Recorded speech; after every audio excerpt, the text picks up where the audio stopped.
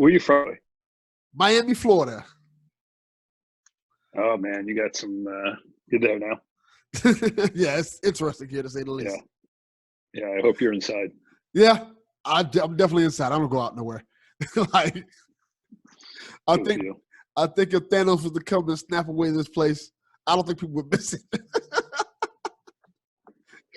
Very interesting. Thanos. Yeah, that's the guy. I keep the fans are in a chat right now. They started and they keep getting buzzed. Oh, cool. No problem. All right. No, I'm just turned off. Yeah, I'm ready anytime you are, my brother. All right, then. Let's start right now, then. Okay. Welcome to the Delvin Cox Experience, the podcast in which each week I am on a one-man mission to unite across the university. I'm your host, Delvin Cox, and I have a special guest with me on the podcast today who has done a lot of stuff. Let them know who you are, brother. I am Scott Zakarin. I'm a big Delvin Cox fan. You want more than that? That was perfect. I thought that was it. I thought we were just doing a promo. I should have paid you a cameo fee for that. Yeah, I thought this was sad. What do we do about that? Like, I guess it's like any talk show, right? There's no SAG involved in podcasts. I guess that is true. I never thought about that. Yeah. I am SAG, actually. My podcast, not me personally, but my podcast is signatory. Oh, that's cool. That's really cool. Yeah. I have to be. We're going to get in that in a minute because that podcast is So you want to know who I am? Yeah. Let them know who you are first. I am a fun dad, although my kids don't think so. So I have two kids who are grown up, Caleb and Macy. They're in college. I have a wonderful wife of 25 years, and those are my biggest accomplishments in life. Yeah, he may have directed, did some producing on some movies. No big deal. Yeah, I did back in the 30s. I did Gone with the Wind, and then I moved on to after Gone with the Wind, we did Wizard of Oz. That was the same year. No, I did. I by the way, I was kidding about that. I didn't really do that. Yeah. How old would I have to be? Very old. 80? Yeah.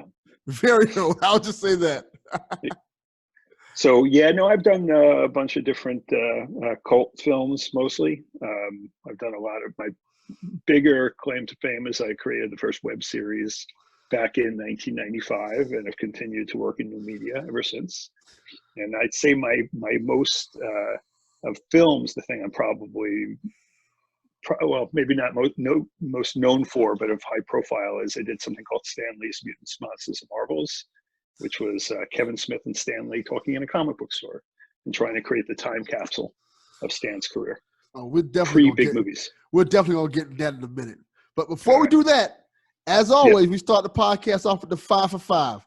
5 questions, 5 answers to get the ball rolling. Scott, are you ready? Is that the first question? You know what?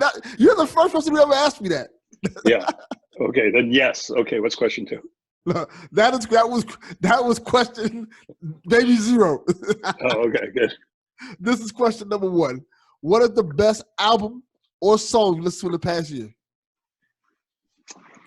Well, I'm old school guy, so I end up listening to the same old stuff. Does that count? That very much still counts. Okay, so the album I've been listening to most in the new year is Crosby, Stills, Nash, Deja Vu. Okay. I've been very heavy into reliving my youth. The artist I think that I discovered that I like that I never imagined is Halsey. I like some of her stuff, even though I think that's me trying to tell the kids I'm hip, and then they roll their eyes. I like that answer. Interesting you say that because the artist I found out that I like a lot. Yeah. Was the Beatles. Who? some local band called the Beatles. Nobody's never heard of them. So, I used to teach college, and as I would ask the kids, okay, name the 4 Beatles. And some of them didn't know. And then there was usually John and Paul and Ringo and the other guy. That's how I usually say it.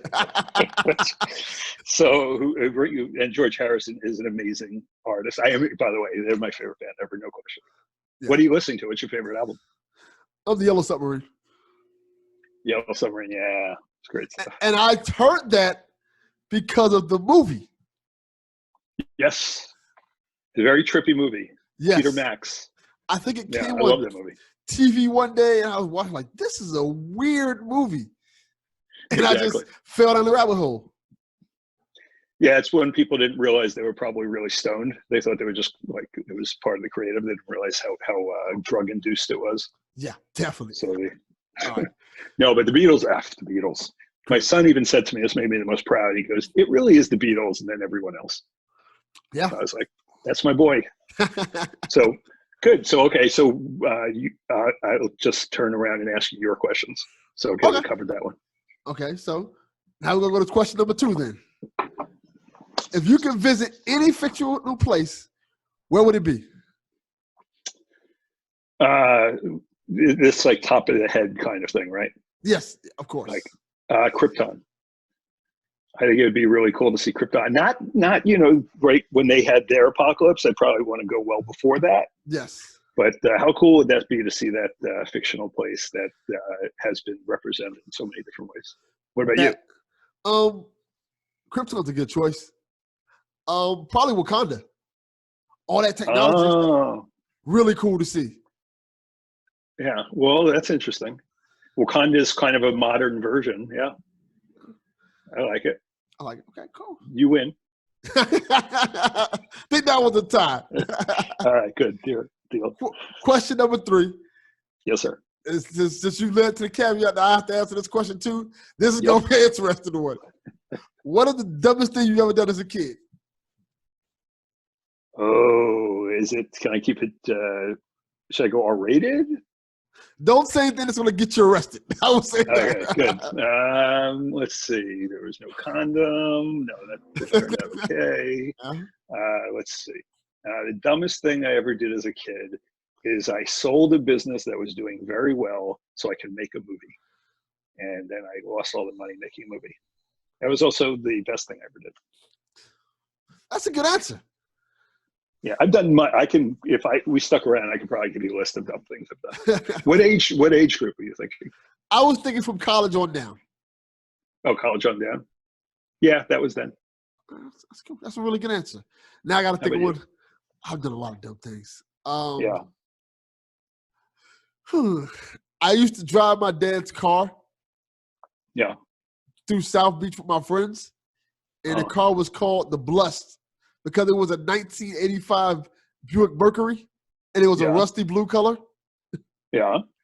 And every time I would drive this car to South Beach, I kid you not, the car would overheat. So I spent most of the nights on South Beach standing by an overheated car. Right. And that didn't stop me from going back. Of course not. See, now that your generation is probably at that place where I cannot believe what they get away with when I was a kid. This is probably a dumber thing I did, but driving drunk, no seatbelts, no cell phone in your car. You basically, and the cops would pull you over and they'd say, have you been drinking? And I would no, and they go, okay, be careful. I mean, that was those were about as dumb as you can get. Boy, those times have changed. Times have changed. No seatbelts. They didn't even have seatbelts in all the cars. Cop pull you over now, they think you're drinking, and they're not going to say, okay, have a good night. Yeah, have a good night. Yeah, or I remember, look, you've obviously been drinking. Why don't you pull over the side and take a nap? That was another beauty. I guarantee you that is never something that anybody has ever heard. Definitely. Right. Yeah, and if you're still tired, go to McDonald's and get some food. Hand to God, that happened. That's crazy. I got a fillet of fish. It's over. Yeah. Question number fries, 4. Of course. Fries, of course. McDonald's fries are the best. Yeah. Question number 4. What's your favorite comic book character? Somebody asked me that today. So historically, it has always been Superman as a kid. I grew up with it. My favorite comic book movie was Superman the movie with Christopher Reeve. Great movie. But I think the coolest character is still, and I mean, you got to give it to Spider-Man. It's just he's got the coolest costume, coolest characters. He was the first one to have emotional breakdowns. Yeah. He was, all the angsty, the first issues, those first 100 issues, amazing stuff. And then Gwen Stacy died. Not for very long. How about you? What's yours? Captain America. Captain America. I like Captain America. There was a time where I really liked him during when he was Nomad. Do you remember that? No. Yes, I do. I actually do. Nomad? Because when I was a kid, I used to go to it was like a comic book shop. They used to have like these conventions down here, but I was like flea markets, and they used to sell a lot of comic books there. And one of the books I picked up was a Nomad, and it was Steve Rogers. Like, oh, this is interesting. But I used to love Captain America since I was a kid. I actually, early on, before the whole comic book thing happened the second time, I had a friend of mine who was a producer, and he's like, well, they asked me what movies we should do. And I'm like, we can't do Captain America because you can't sell that around the world. He's like, no, they're interested. They just want a good pitch. So I said, well, what if you do this? What if you did it? He turns into Nomad, and, he realizes that he has to give up his, all his patriotism just to get it back. That was my pitch. So even though I didn't write Nomad, so it was a take, I guess you would say. That would have been cool. That would be cool. It could still happen. Who's going to be, is the new Captain America going to be the Falcon? To my knowledge, that is correct. Yeah. Anthony Mackie will be the new Captain America, like in the comic book series. Oh, he's the new Captain America now? Yes. Yeah. I think I hear my wife knocking on the No, she's not. I'm at home, by the way. You wouldn't believe it, but I've been asked to stay home. Yeah, that's shocking. I've been asked the same thing too. Really? Yeah. Over in Florida, they're letting people stay home? Well, they're trying. They're trying to, but these people kind of still keep getting out and going to the beach for some strange reason. Yeah. That's all the senior citizens like to go to the beach. They're like, screw it. Got one life to live. So, where do you live in Florida? Miami. Yes. Cool. How did you get into this business? Podcasting? Yeah. We'll get to that after question 5 because I think it's going to tie us when you talk about. Okay. Okay. Question 5. Zombie apocalypse happens Walking Dead style. Okay. You're going to take 5 things out of the world with you to survive. Anything you can think of, what are you taking? 4 lady zombies. No, I don't think that's what you See, meant. I'm trying to think now. You go, if I get 5 things, so am I part of like the Rick Grimes group? You can be part of that group. The ideal is you're going, let's say this, I'll put a picture with it. You're going to meet up with that groups. Your family and pets and friends don't count. They automatically come with you. You're going to meet up with that group. You can take anything you want before you meet up with that group with you. Right. Okay, so, the part that bummed me out about that show is that, like, zombies would be, like, slow, push them off. In this show, everybody was a sharpshooter. Yes. Which I never quite understood. It's like it kind of killed the zombie thing for me. So I after a couple of seasons, I didn't watch it, but I'm trying to think if I go back then, let's see, a recliner chair would be nice. I wouldn't take a weapon because I'm pretty much a pacifist. Okay. So I'd be like the guy who would run and help people and pull them away, like what's the Over the Ridge kind of movie. Okay. So let's see. So I guess I would want penicillin. Okay. I'd want one of those whoopee cushions. You blow it up and people sit on it, so a zombie can sit on it and fart. That would be funny. Let's see. And I'd want a spaceship to go to Krypton. There you go. Or that's Wakanda. A good answer. Yeah. That's a good answer. Did I get all 5? Yeah, one more. One more. The 5th one, I'd want my hope. Delvin. I want my hope. Is that a thing? Hope is a thing. Yeah. That's what my favorite president told me. Yeah, I can figure out who that is. Yeah. All right. Here's my 5. It ain't this guy. All right. Here's my 5. All right. I would take a crossbow. Okay, so you're into killing some zombies. Yeah, just in case for protection. Right. Plus, you can re-grab the bows, the arrows. I meant. The second thing I would take, I'll take an RV. Right. So even if I'm out of gas, I'll have some place to stay in and some place that I can kind of fortify up and be protected in. Right, but what if everybody said, "Ooh, he's got an RV. Let us all come in." That's what the crossbow's for. Got it. That's funny. The third thing, a survival cookbook. Huh. How to cook a zombie? that I'm quite sure there's a chapter in that on that, but like something that would teach you how to cook like things from the like around your like plant life and things like that, so you can survive off of. Got it. Spices, things like that. Yes. Zombie spices. Bam. The fourth thing would be some type of water filtering device. So I can have a steady supply of water no matter where I go. And then everybody wants your water supply. Crossbow again. Crossbow again. And the fifth thing would probably be a flint or something like that so I can make fire on a regular basis. Right. Flint's a smart idea. See, the difference between the two of us is I realized you went like and said, "I'm going to survive this thing." Yes. And I said, "I just want to laugh." Yeah. And then you said, "I'm going to move to Krypton."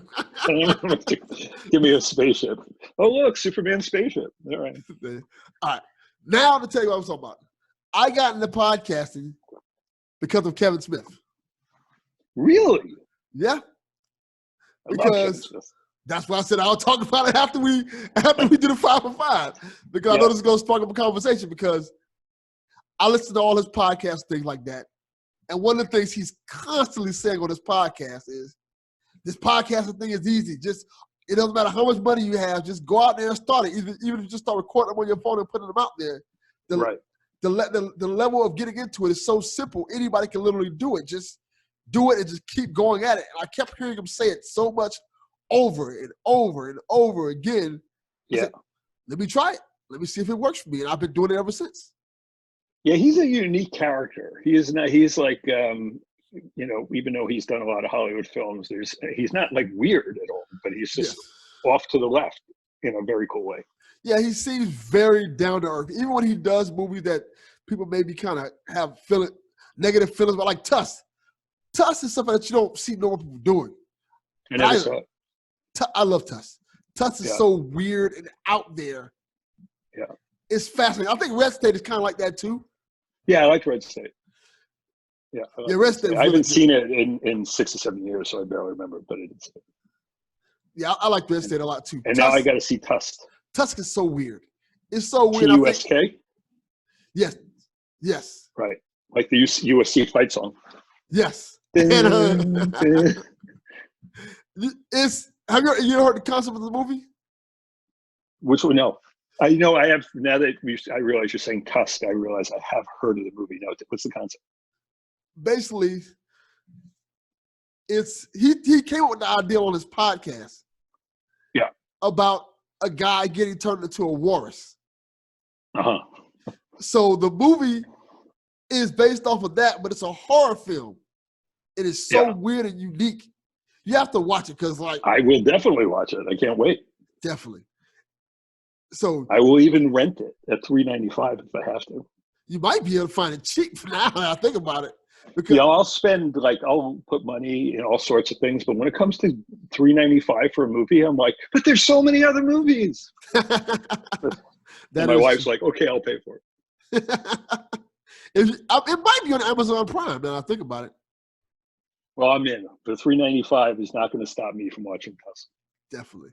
So you do a lot of things. Let's talk about that. Let's start off first from the beginning. Okay. The web series. I think I was reading a little bit about that. You were kind of one of the first people on the curb with this type of thing. Way in the 90s where people weren't even thinking about web series and things like that. How did you come up with that? 1995, I discovered the internet. My first reaction is we should sell stuff over there. I probably should have gone that way. And then it would be Jeff Bezos. It would be me sending packages every day. Yes. But no, I came out here as a filmmaker. That's what I wanted to do.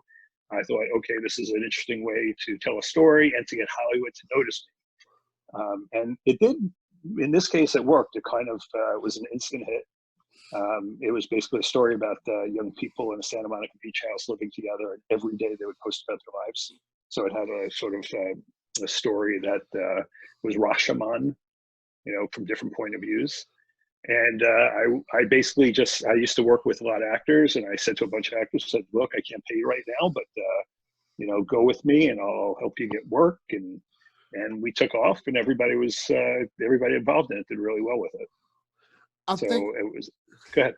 It's such a cool concept, especially at that time. It kind of shows how you kind of saw into the future a little bit in terms of what we are doing today. The fact that I wouldn't even thought of that there was web series in the 90s. Like, we barely had internet in the 90s. Yeah, what's the internet? Right, and the other problem with it was a 14.4 modem. So for you kids that don't know what a modem was, it was, and we would wait for it to download.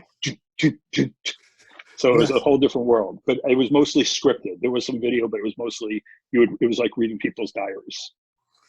But if you go even further back, if you take a look at my Scott Zakarin video site, there's a reel. When I was a teenager, I was doing video diaries. So this is back in '81. So I was actually talking into the camera and telling stories there, basically. So it's arguable that I was one of the pioneers of the internet vlog as well. That is really cool. And before that, I was, getting in trouble. It's buying comic books and skateboarding. So what started you? What made you want to get into movies and stuff like that? And what made you want to do these video blogs to start off with that? It was, I was a writer, as a kid, and I just thought, video cameras are coming out, and I was fascinated with it. And I said, why don't I just make my own movie? And I was 16 years old, and there was a video camera. The Dex was like the size of a suitcase, small suitcase, and you used to plug your camera in, and I'd run around. There was like a seatbelt strap that you would hold the video recorder, and it cost me a couple of $1,000s.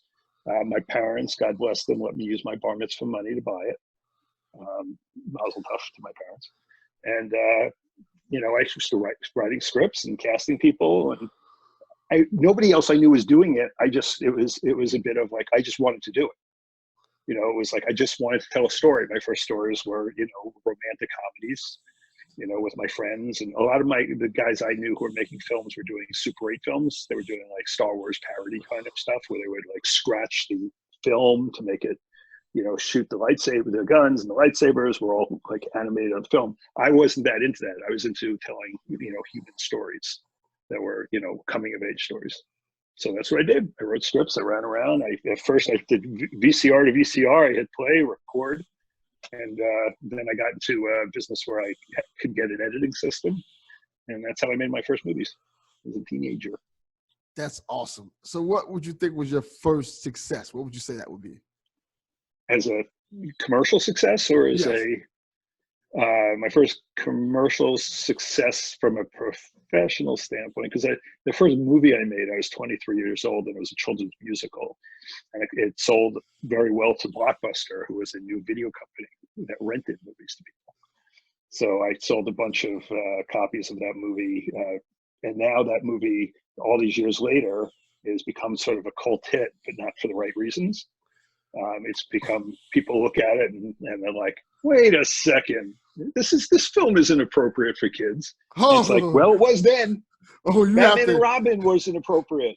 You have to explain this. You made a kids movie that's not appropriate for kids? Well, it was totally then. I mean, we got Good Housekeeping seal of approval, and everybody loved it, and it went out.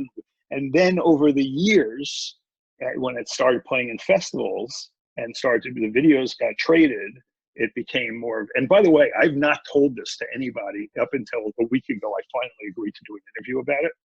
But up until now, I was like trying to hide it under the radar of my career. But it's, it's people seem to like the film now better than they liked it 10 years ago.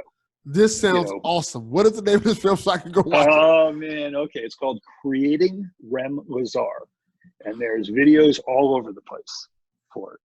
And if you type that in, oh my God. This is, I dropped my headphones. I'm going to save it in for later. Yeah. Do you hear my headphones? Yeah, I hear you good. You're perfect. You can hear me, right? Okay. Yeah, I hear you. It came up. So yeah, so that was, but the film lost money, so I guess you couldn't call it a success. But I continued to make movies. Went to the Cannes Film Festival with the movie, and then moved to LA. And the first thing I did was edit promos for television networks. I did promos for Fox and for movies, and I think Married with Children was my first Fox promo. So how did that work? You just... I was a writer, and I had some video on a reel, and I had some connections, and that's, you got hired by the network and did a promo. You write the script, you edit it together, and boom. There used to be a lot more promos than there are now. There used to be a lot like on the next Married with Children, stuff like that. That is cool. You did the voice for them? No. I did. So I wrote them. Just wrote them and things like that? Yeah. That is cool. But I used to do things like, if I wanted a song to hit a certain way, I'd go into the mic and I would do mouth. So I go, and basically I would get a call and say, "What are you doing down there?" I said, stuff. So that was my first time I really made money on it, when somebody else paid me to do it, was doing those trailers and promos. that is really cool. And then I was the director of on-air promotions and short for, look, I just realized I keep saying things that I wish I took back. So back years ago, I was the director of on-air promotions for Playboy TV. Whoa! Yo! We were a lifestyle channel at that time. That's when Christy Hefner took out for a while. We were doing like sort of mainstream shows. That's cool. What was that like? It was the best job to ever tell your high school friends you were doing. Sounds logical. Everyone's like, so, okay, here's the thing. So when people heard I was at Playboy, there was 3 questions I always got asked. Like, what do you think those 3 questions were? Did you meet Hugh Hefner? 1. Did you see boobs? Well, you couldn't not see boobs. Every day it was, that was on the television everywhere. So that was, sometimes I didn't even realize whether or not were they dressed? I don't know. Pretty people are pretty people. No, so you sort of were going down the right road. So Hugh Hefner's 1. What were the other 2? Huh. I don't know. So 1 was keep going down there. It was, so did you, how do I say this? Did you score with all the playmates? Oh, okay. That was the question. And then, have you ever been to the mansion? Okay. Have you ever been to parties at the mansion? So my line was, I could say yes to 2 out of the 3. So, I met Hefner and I went to the mansion. Oh, that wasn't the one I was So, that's awesome. Definitely. So far, we've talked about things that I never talk about because I usually censor myself. This podcast, you say whatever you want to say. Well, you're very disarming, and that kind of bums me out of it.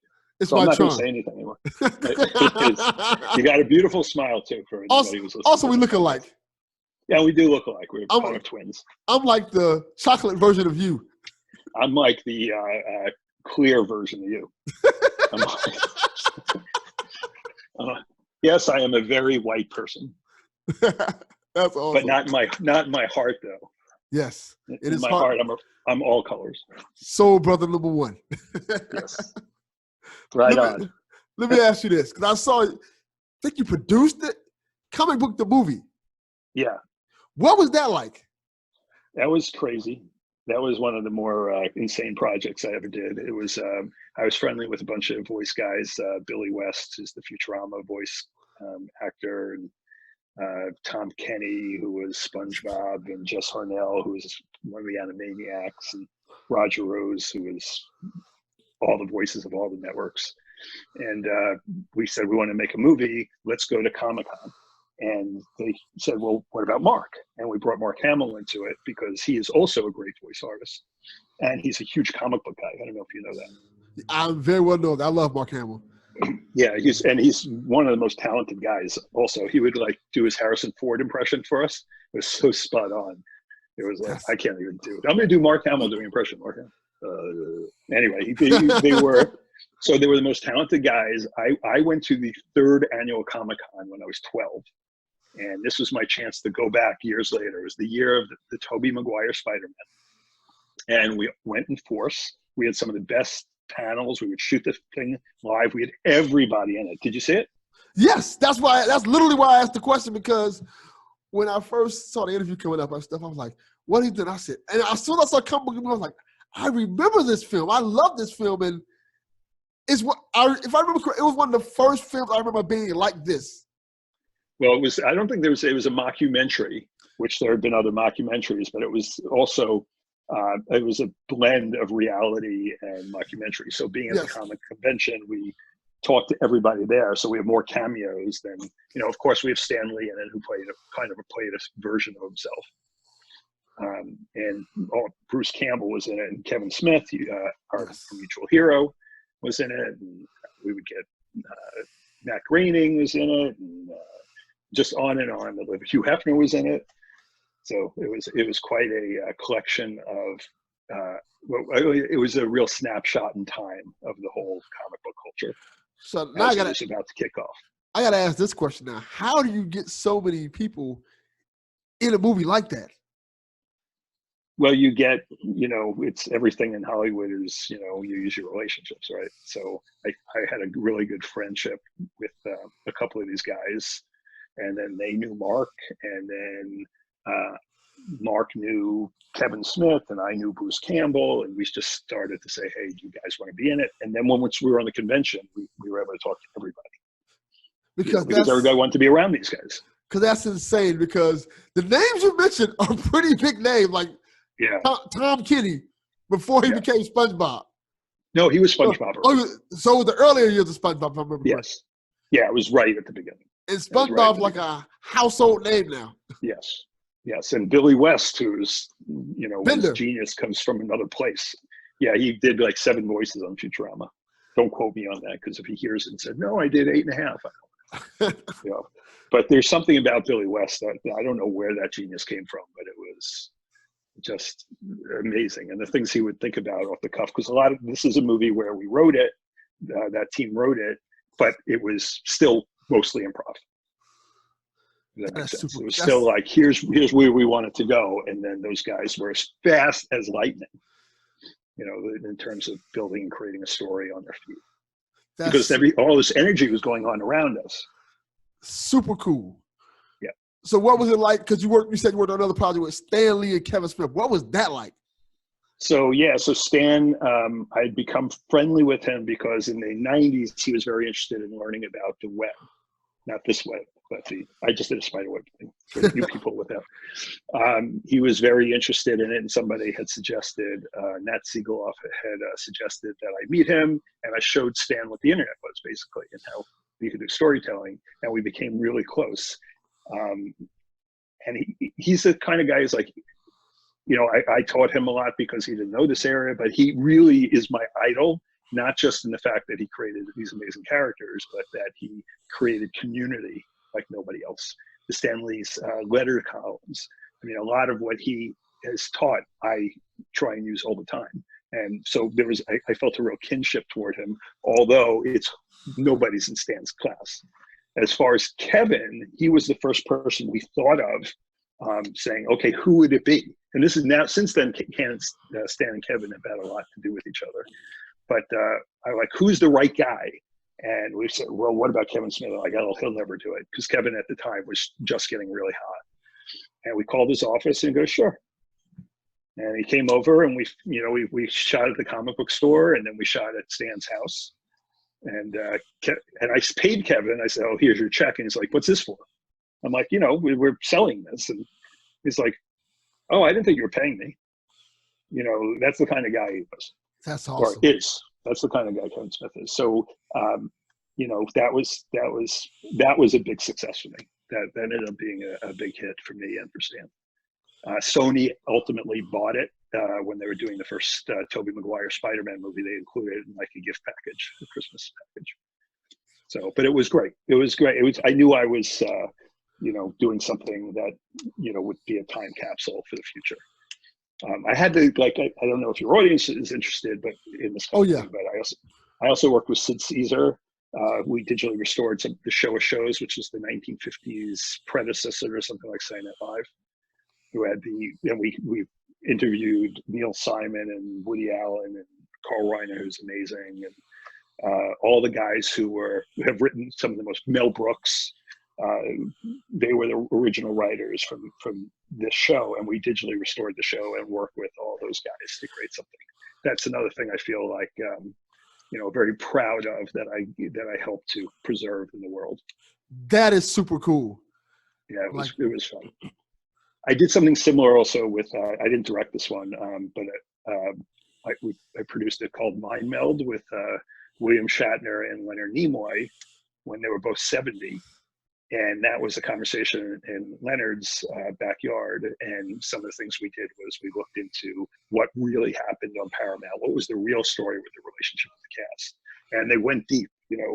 Leonard went to his drinking, and Bill went to his womanizing, and so that was really interesting. And just to finish up on that, so I worked with Bill on this site called Shatner Vision, and then we turned it into the Shatner Project, which was basically Bill's musings. Again, it was one of the first vloggers. And as a result, we won the first Streamy, which is the closest thing to an Academy Awards for, best web content. That is super cool. Yeah. You just named off the who's of names like back to back to back to back. Oh, I have a few more, but you know what? I think we have to have a lot of respect for the people that came before us. Definitely. One of my favorite people in the world who I directed, who just amused the hell out of me, was Adam West, the original Batman. That is cool. That guy, it was another kid's thing, and that guy tried to sneak sexuality into every line. Scott, what if we? I'm like, no, we can't do. Yeah, no, I could do a show on Adam West. He's just a wonderful guy. We're definitely going to do that. Yeah. Meanwhile, the only one around of those people are Shatner. So obviously, Kevin's around, and Bruce Campbell, and I've done a couple of projects with him. I love Bruce Campbell. He's really good on screen. We had a run-in, but other than that, I like him. You cannot just drop that in there. It's like, okay, yeah, we had a run-in. It's no big deal. What happened? Yeah. So, okay, I'll tell you the basics. We were going to do a movie for Sci-Fi Channel together, and how do I say this in the right way? We ended up not doing it together, but I'm the executive producer of the movie, and I wish I could take my name off of this movie. I had nothing to do with it in the end. All I did was get it set up, and I think he probably has a side of the story too. But I thought he was super fun. We went cliff diving together when I went to find him in Oregon, and just really fun. And I would work with him again in a second. I don't know if he'd work with me again, but Bruce is a great on-screen presence for sure. How's that? That was perfect. Was that good? I did. Yeah, I did. You did a good job. Off camera, I'll tell you the real dope. That's the real story. That was awesome. All right, now it's time for the main event. Let's talk about Digital Sky. Digital Sky. This is so it's a podcast. It is a fictional podcast as an anthology. Think Twilight Zone, Black Mirror, that kind of thing. But everything is based on an app. So we have a rideshare app story. We have a time travel app story. Various episodes, we have social media stars. So everything is based on, if you look at your phone, what could happen, what could take over your lives. And then I write little tales that could be as big as I want them to be because it's all audio. So we do have an episode called Super Apps, for example. And with Super Apps, it was they find an app that gives them superpowers. How we get there is unique and different from most comic book stories. But in the end of the day, it was like getting my chance to make a superhero movie or a scene from a superhero movie, doing all the sounds and the sound effects and the music, and we scored it. And we made it to, we tried to do a John Williams kind of thing. So I can make in your ears, you have like a movie in your mind. So it gave me an opportunity to do a superhero movie.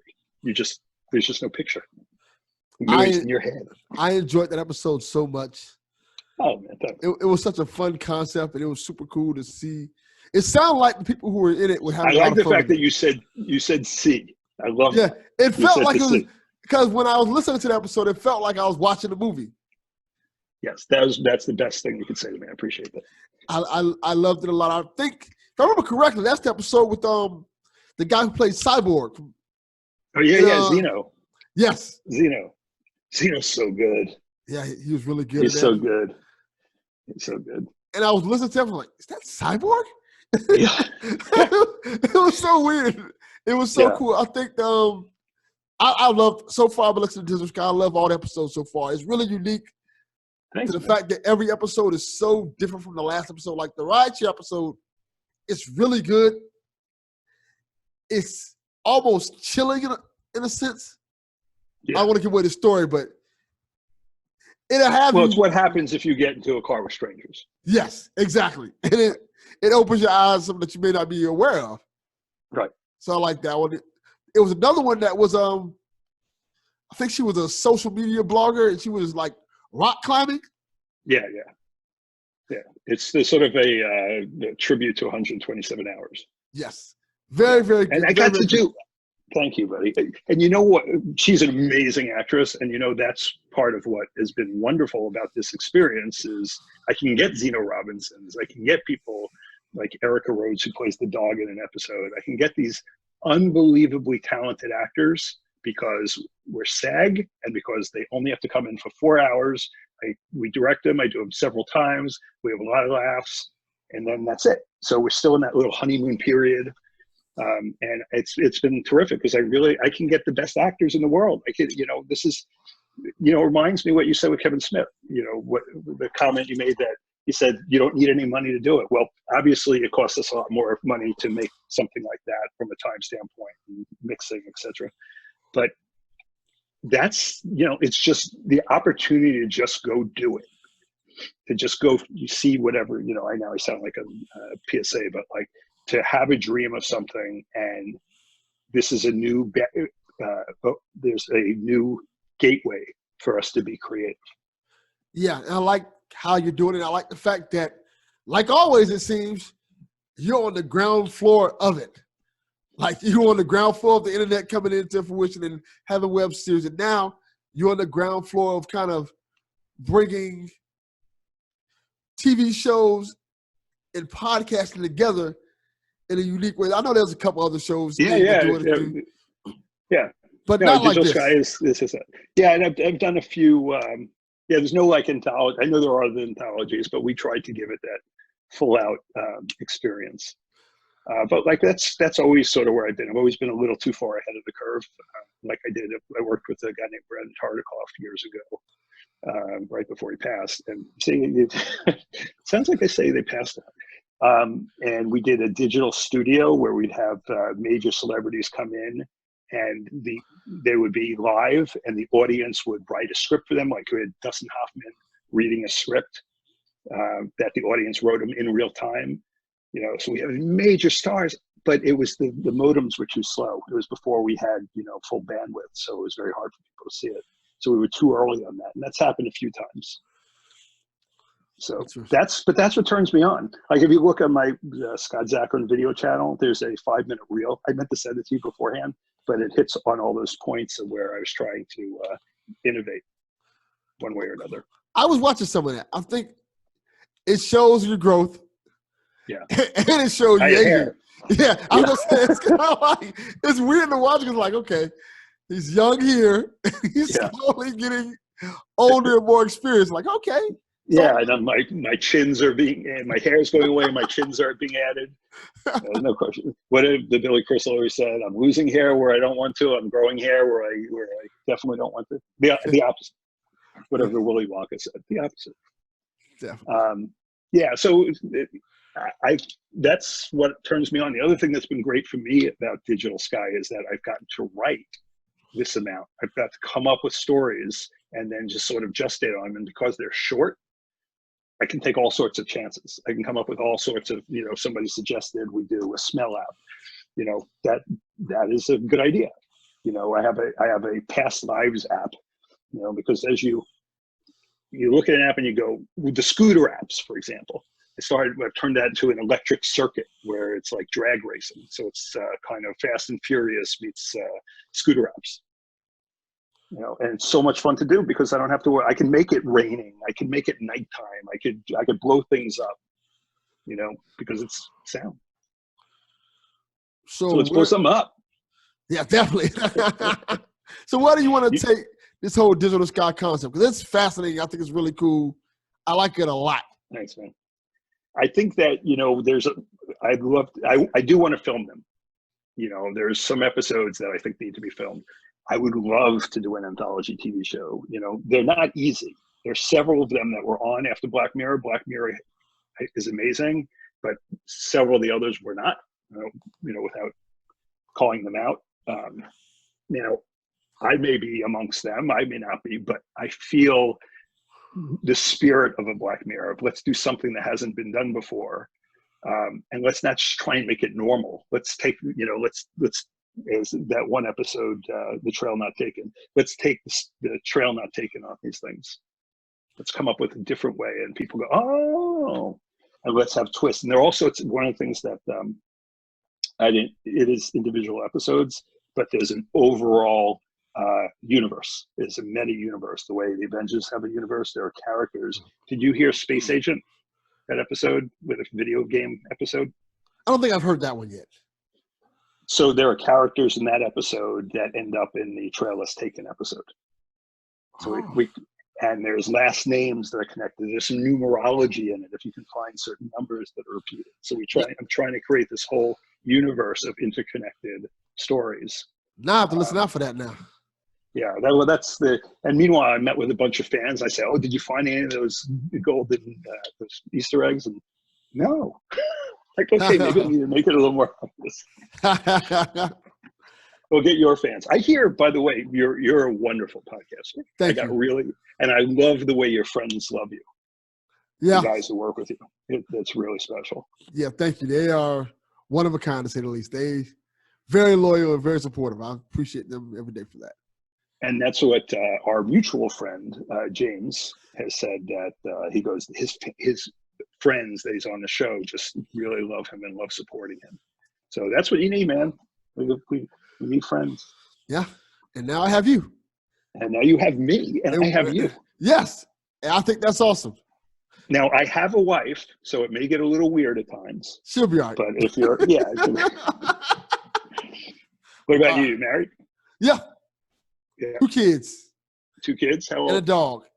My son is 14, about to be 15, and my daughter is 12, going to be 13.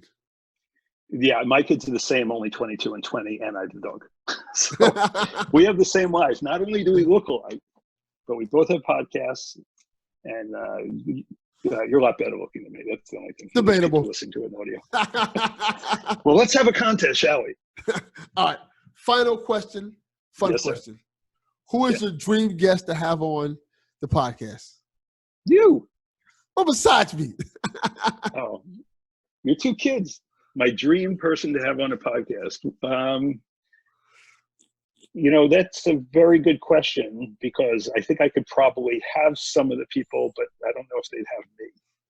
Bruce Campbell. Well, yeah, that I definitely don't know. There's a couple. So, if I could have anybody, Dustin Hoffman jumps out because I've always been a huge fan and what he could do. Paul Giamatti would be fun. Somebody who I have a great idea for, who I know, is Bob Saget. That would be awesome. Comics. Yeah, so we'll see. I'm going to. I've already reached out on that one. But that's the beauty of it. Look, we'll go to you. We'll come if you come have some fun. 3 or 4 hours. You'll have a great time. You'll laugh because you're all sitting at a table, so it's got that theater thing going. I'm not gonna. You can read the script. It's not. You don't have to memorize the lines. You just have to be familiar with them. So it's I'm hoping to get all sorts of people. Like, look at Black Mirror. At the beginning, they had some British actors and so forth, but now every major star wants to be Black Mirror. That's correct. So hopefully Digital Yeah, Sky will be the same. Digital Sky, and you right now on tape, you agree you're going to be in it. Yeah, just let me know. I'm down. Okay, I'm gonna your character's going to be sure. I am fine with it. I'll be glad to. You got it. So what else? What else you want with me? That's it, man. Let them know where to That's find it. you at. That's it. This is easy. Okay.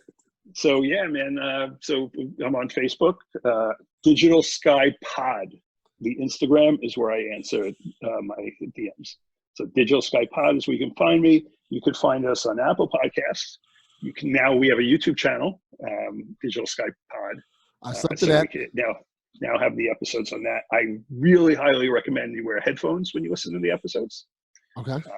Because we put on the nuances that you can find me. And you could also find me walking my dog outside my townhouse. There you go. But I will stay 6 feet away from you. Definitely. That's a good thing. And I will wave to you. But you know what? If you would agree to it, I'd give you a hug.